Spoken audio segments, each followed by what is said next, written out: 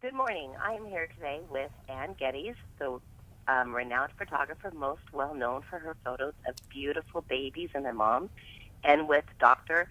Friedland, who is a pediatrician and a health expert who works with the CDC as a spokesperson for vaccines. And I'm excited to be talking with them today. As we know, vaccines and vaccinations have been in the news a lot lately. But we're here today to specifically talk about the meningitis vaccine and meningococcal disease. So good morning, both of you, Anne and Dr. Friedland. Good morning. Great to be here. Anne, can you tell me what is it? What exactly is the meningococcal disease, and what has inspired you to become an advocate for vaccination? Right. Well, meningococcal disease is a sudden aggressive disease that can lead to death within 24 hours, and we can't overstate the seriousness of the symptoms. And, I consider myself a global advocate for children because of my 30-year career photographing babies and young children. And I was fortunate enough to create an image of 15 images of survivors of meningococcal disease last year in an awareness campaign. So when GSK asked me to be a part of this continuing awareness campaign, how could I say no? It's such a serious subject matter. Wow, it is serious. If you can sudden death within 24 hours, I was totally not aware of that. So, Dr. Friedland, can you tell us a little bit about the vaccination against the meningococcal disease? How does this work, and does it protect somebody from all strains of this disease? Yeah, absolutely. So I'm a vaccine researcher with a company called GSK, and we work with the CDC on all of our public health initiatives. It's the CDC who provides vaccine recommendations for everybody in the United States. Specifically with meningococcal disease, we've had breakthrough science in the last decade that has created vaccines to prevent meningococcal infections. This is a vaccine-preventable illness, and it's very rare, but it can be devastating and absolutely unpredictable. We don't know who's going to be impacted and affected, and it can be, as mentioned, very serious. Upwards of 15% of adolescents can die from meningococcal disease. Those who are lucky enough to survive can have severe lifelong complications, which Anne has photographed so beautifully, showing the face of this illness.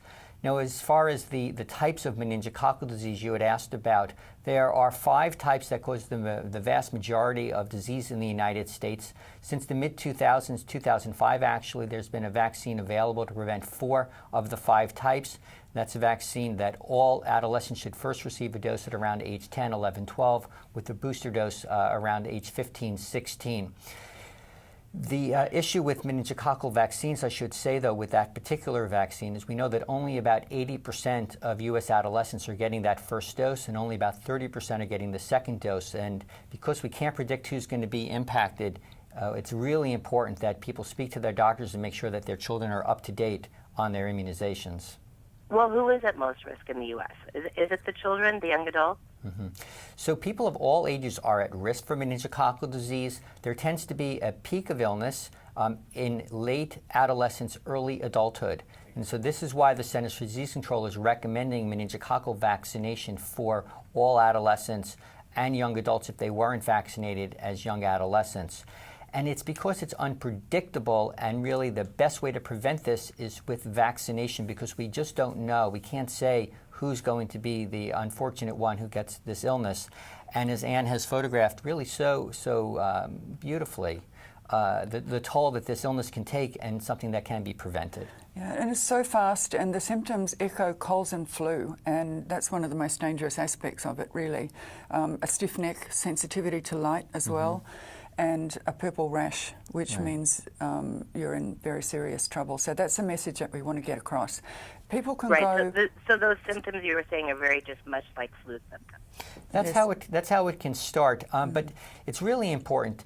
Parents know their children, and so if their child says, "I just don't feel well, and I'm starting with something," if it just doesn't look right, absolutely speak to your doctor about this. We recently conducted a poll, and we found that about 80% of parents would like to make sure that their children are vaccinated against meningococcal infections, but only about 40% of parents are actually having these discussions with their children. So not everybody knows if their child is up to date on their vaccines, and that's why it's so important to have this discussion with their doctor. You know, now's the time of year where school is ending, we're entering into the summer months. Families like myself as a parent, we tend to look at the summer as sort of way to regroup and make sure that everything's in place for when we start school again with our children in the fall. So now's the right time to have the discussion with your doctor, just to be certain that everything's up to date and see what's right for you and your family. And if you want to see the images from this series, please go to Apple iBooks. It's a free download. You can see the survivors of meningococcal disease and find out more about it. What is that website again you just said, Anne? You go to Apple iBooks, and it's a free download. The project's called Protecting Our Tomorrows, Portraits of Meningococcal Disease. That will be wonderful to see, Protecting Our Tomorrow. Correct. One quick question. I have 6 kids. 4 of them have gone off to college, and this is something that I've always thought about as something to my check-off list do before I send them to college, because I've heard of so many of the outbreaks that have happened in college campuses and dorms. And so I, in my own way of thinking, it's like, okay, a summer check-off thing for college. But you're saying I really need to be looking at it now, and even younger, for my middle school kids, that there's more than one dose. I guess I didn't realize that. Right. So for the vaccines that are currently recommended by the Centers for Disease Control, they start in young adolescents with a booster dose in mid-adolescence. And so it's important to just make sure that you've had the discussion with your doctor and be certain that what's right for you and your family, and are your vaccines up to date. You had talked about the outbreaks that have occurred throughout the last year or two that we've heard about on campuses around the United States. Really, I call it a call to arms. It just says, this is a discussion I should have with my healthcare provider to be certain what's right for me and my family, and are we up to date with our vaccines. And it's a discussion you need to have with your college-age kids as well. Yeah? Yes, exactly. I guess the symptoms, so that they are aware. They're not at home, so they're not around mom or dad. Okay, well, thank you so much for sharing this really important information, and I'm really looking forward to looking at those beautiful photos. Important information for parents to listen and definitely take that next step. Exactly. And have a conversation with their children and their doctors. Correct. Absolutely. Thank you so much for your time. Thank you. Thank you.